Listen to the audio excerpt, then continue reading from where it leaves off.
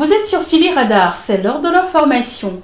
À l'appel de la coordination nationale des associations de veille citoyenne, des milliers de supporters du capitaine Ibrahim Traoré se sont réunis notamment place de la Nation à Ouagadougou pour soutenir le pouvoir en place. Un pouvoir qui a dénoncé récemment une nouvelle tentative de coup d'État. Des milliers de Ouagalais ont donc manifesté mercredi pour soutenir le capitaine Traoré, récemment indexé par le général Michael Langley. Le 15 avril dernier, le chef du commandement militaire américain pour l'Afrique émettait des doutes sur la bonne gestion des ressources minières du Faso qui profiterait selon lui au pouvoir en place qu'au Burkinabé. Des propos inadmissibles pour Mohamed, l'un des manifestants. C'est Burkina, c'est pour nous. L'or du Burkina, c'est pour nous. Si nous voulons, nous allons partager de l'or à tous les Burkinabés. Ça n'engage que nous. C'est tout simplement que les Occidentaux n'arrivent plus à toucher à nos ressources, qu'ils sont en train de mentir. Et nous sommes là comme les gardiens de la République, a-t-il dit. À Ouagadougou, Bobo-Dioulasso ou encore Boromo, des regroupements plus ou moins spontanés ont eu lieu pour marquer leur soutien au pouvoir. Les influenceurs pro-Traoré demandant instamment à tous d'afficher le portrait ou un message de soutien au président de transition sur leur profil de messagerie. Le gouvernement ivoirien remplace les appellations héritées de la France par des figures nationales, dans un geste fort de réappropriation symbolique de l'espace public et de valorisation de l'histoire locale. La Côte d'Ivoire a entamé en mars 2025 une nouvelle campagne de rebaptisation des rues d'Abidjan visant à remplacer les noms hérités de la colonisation française par des figures nationales.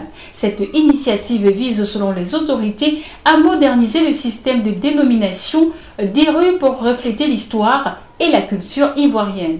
Par exemple, le boulevard Valéry Giscard d'Estaing, ancien président français de 1974 à 1981, est devenu le boulevard Félix Houphouët-Boigny en hommage au premier président ivoirien qui a gouverné de 1960 à 1993.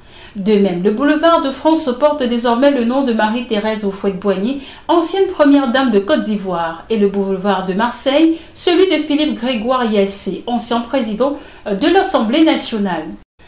Cette démarche, qui reflète une volonté de réappropriation symbolique de l'espace public, s'inscrit dans le projet d'adressage des rues du district d'Abidjan entamé depuis 2023, visant à attribuer des noms des rues numérotées aux habitations, à refléter l'histoire et la culture ivoirienne. Plus de 14 000 rues ont été dénombrées depuis dans le cadre de ce projet, selon le portail d'information abidjan.net. Plusieurs rues d'Adiamé, une commune d'Abidjan, ont été renommées en l'honneur de journalistes ivoiriens tels que Fosseni Dembélé, John Diaye et Ricardo Zama. En juillet 2023, le ministre de la Construction, du Logement et de l'Urbanisme, Bruno Koné, avait détaillé le projet d'adressage dans une interview accordée au quotidien Fraternité Matin, expliquant que 2400 noms avaient été adoptés pour 35 boulevards et 211 avenues d'Abidjan. La décision de la Côte d'Ivoire de rebaptiser certaines de ces rues coloniales s'inscrit dans une dynamique plus large observée à travers le continent africain. À Dakar, des voix s'élèvent pour revoir la toponymie urbaine encore marquée par la colonisation française, tandis que le Mali, le Burkina Faso et le Niger ont récemment renommé des espaces publics en hommage aux martyrs de l'insurrection populaire. Ces gestes symboliques traduisent une volonté de souveraineté culturelle au cœur d'un moment plus large du réveil souverainiste en Afrique.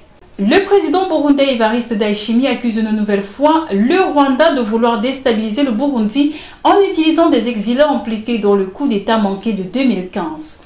Il affirme détenir des preuves et reste préoccupé tant que ces individus ne sont pas remis à la justice burundaise.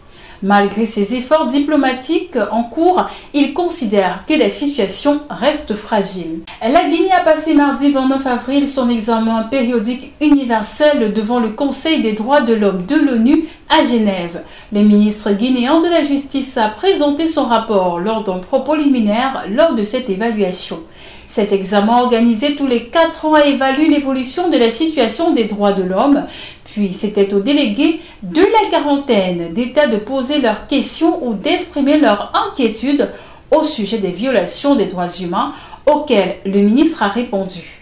Plusieurs délégués s'interrogent sur la fermeture des principaux médias audiovisuels du pays, notamment Espace, Film et Joma, qui ont eu lieu depuis près d'un an. Le ministre de la Justice, Yaya Karaba Kaba, les a justifiés.